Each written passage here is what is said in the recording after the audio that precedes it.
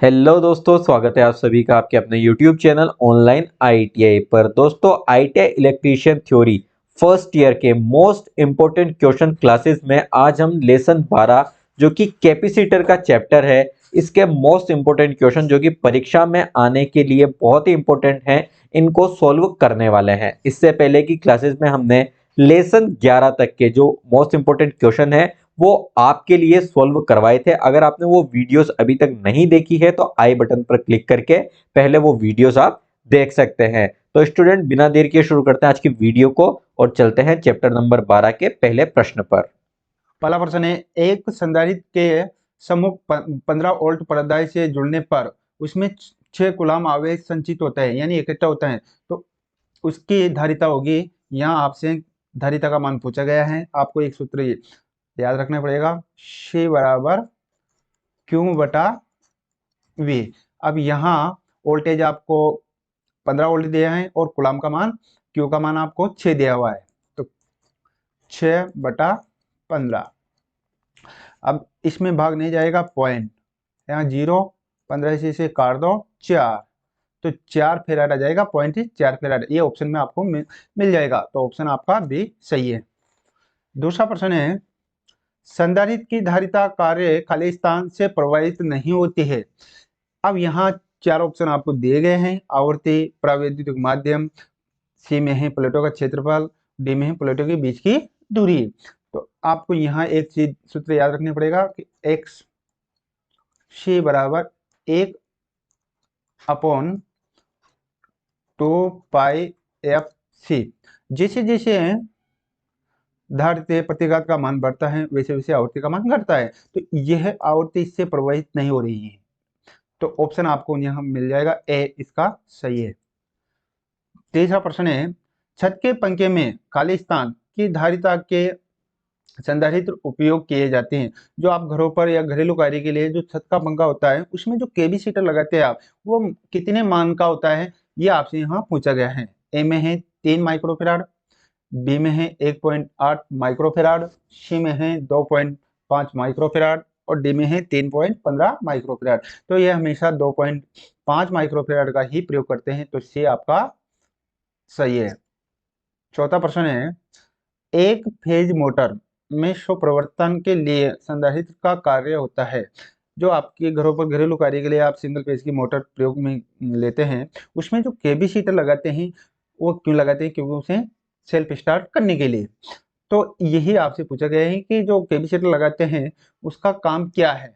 ए में है फेज विघटित करना, बी में है औरता बनाना, सी में है गति नियंत्रण करना, डी में है गति को कम करना। तो इसका काम है फेज विघटित करना यानी एक फेज को 2 भागों में बांटना, तो आपका ऑप्शन ए सही है। पांचवा प्रश्न है, एक फेज एक अशुद्ध शक्ति यानी 1 एचपी की धार संधारित्र स्टार्ट मोटर में संधारित्र प्रयोग होता है। 1 एचपी की मोटर है, उसमें कितने मान का कैपेसिटर आप प्रयोग में लाए जाते हैं, ये आपसे यहाँ पूछा गया है। ए में है 100 से 120 माइक्रो फेराड स्टार्टिंग संधारित्र, बी में है 80 से 100 माइक्रो फेराड रनिंग संधारित्र, सी में है 60 से 80 माइक्रो फेराड स्टार्टिंग संधारित्र, डी में है 40 माइक्रो फेराड रनिंग संधारित्र। तो इनमें हमेशा 100 से 120 माइक्रो फेराड स्टार्टिंग संधारित्र प्रयोग करते हैं, तो आपका ऑप्शन ए सही है। छठा प्रश्न है, ट्यूबलाइट के स्टार्टर में द्विधातु पत्ती के समांतर में जुड़ा कैपेसिटर का कार्य। जो आपने ट्यूबलाइट घरों पर देखी होगी, उसमें जो स्टार्टर में द्विधातु पत्ती होती है उसके समांतर में एक जुड़ा कैपेसिटर का कार्य क्या होता है, ये आपसे यहाँ पूछा गया है। ए में शक्ति गुणक बढ़ाना।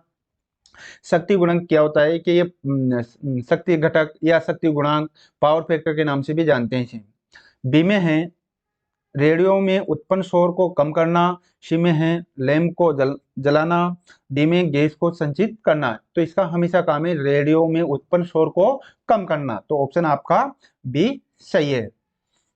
सातवां प्रश्न है, डीसी डीसी की मैं फुल फॉर्म बता दूं, डायरेक्ट करंट।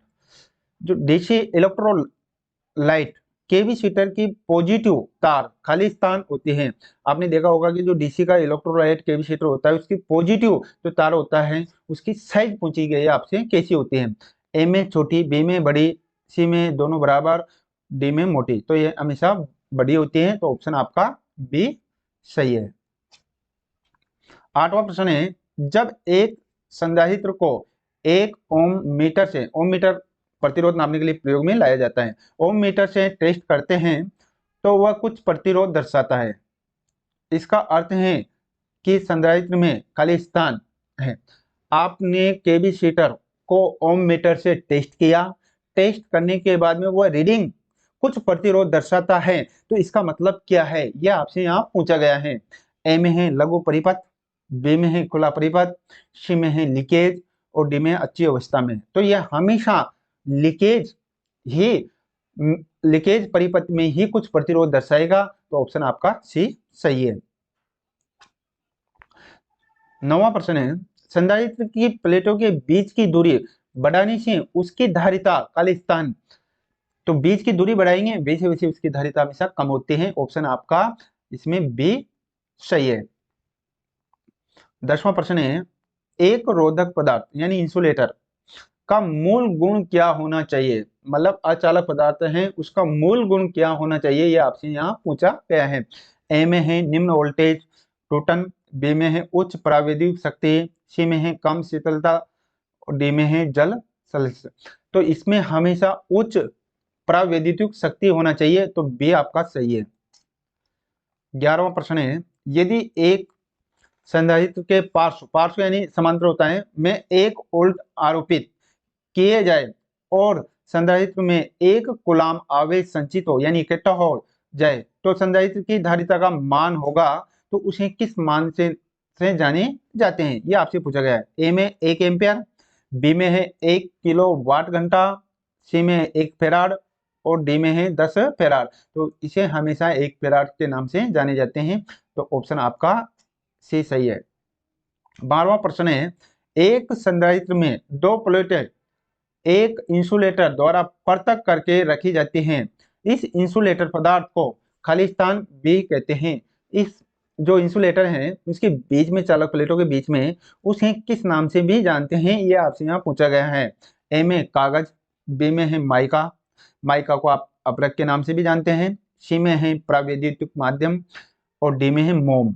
तो इसे हमेशा प्रावैद्युतिक माध्यम के नाम से भी जानते हैं, तो आपका सी सही है।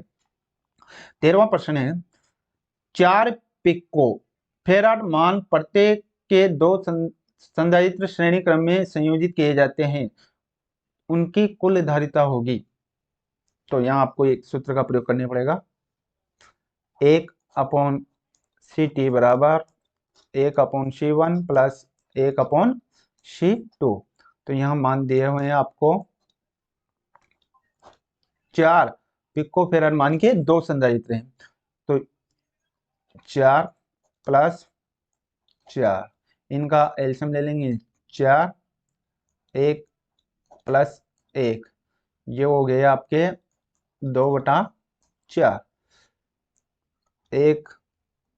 1/CT बराबर 2/4, यहाँ मल्टीप्लाई करेंगे, CT बराबर 4/2, कट गए 2 पिको फेराड, ये ऑप्शन में आपको नजर आ रहा होगा 2 पिको फेराड, तो ऑप्शन आपका ए सही है।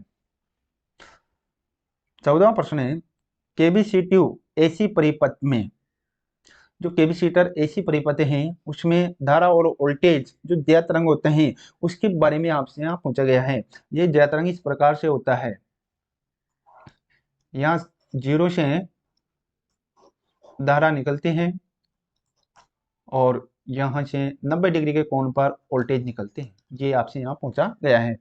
ए में धारा वोल्टेज से आगे चलती है, बी में धारा वोल्टेज से पीछे चलते हैं, सी में है धारा वोल्टेज के साथ साथ चलते हैं, डी में वोल्टेज धारा से आगे रहता है। तो यह हमेशा धारा हमेशा आगे रहती है इसमें, तो धारा वोल्टेज से आगे रहते हैं, तो ऑप्शन आपका ए सही है। अंतिम प्रश्न है, जब शुद्ध धारित परिपथ के मध्य प्रत्यावर्ती वोल्टेज प्रयुक्त हो तो तो वही ज्ञात तरंग के बारे में यहाँ पूछा गया है, धारा और वोल्टेज के बारे में। ए में है धारा 90 डिग्री से वोल्टेज के पीछे पश्चिमगामी होती है। बी में है धारा वोल्टेज के चतुर्थांश चक्र से अग्रगामी होती है। सी में है वोल्टेज अर्ध चक्र से धारा के पश्चिमगामी होती है। डी में है वोल्टेज अर्ध चक्र से धारा के अग्रगामी होती है। तो ऑप्शन आपका बी सही है, धारा वोल्टेज से चतुर्थांश चक्र से अग्रगामी होती है। तो दोस्तों ये थे एग्जाम के लिए चैप्टर 12 के मोस्ट इंपोर्टेंट क्वेश्चन। उम्मीद है कि ये वीडियो आपको पसंद आई होगी। वीडियो अच्छा लगा तो इसे लाइक जरूर करें। साथ ही आगे आने वाले चैप्टर्स की वीडियोस को सबसे पहले पाने, साथ ही आईटीआई की जॉब अपडेट्स को भी पाने के लिए हमारे चैनल को सब्सक्राइब करके बेल आइकन जरूर दबा दें। साथ ही हमें इंस्टाग्राम और टेलीग्राम पर भी फॉलो कर लें। मिलते हैं अगली वीडियो में। Take care.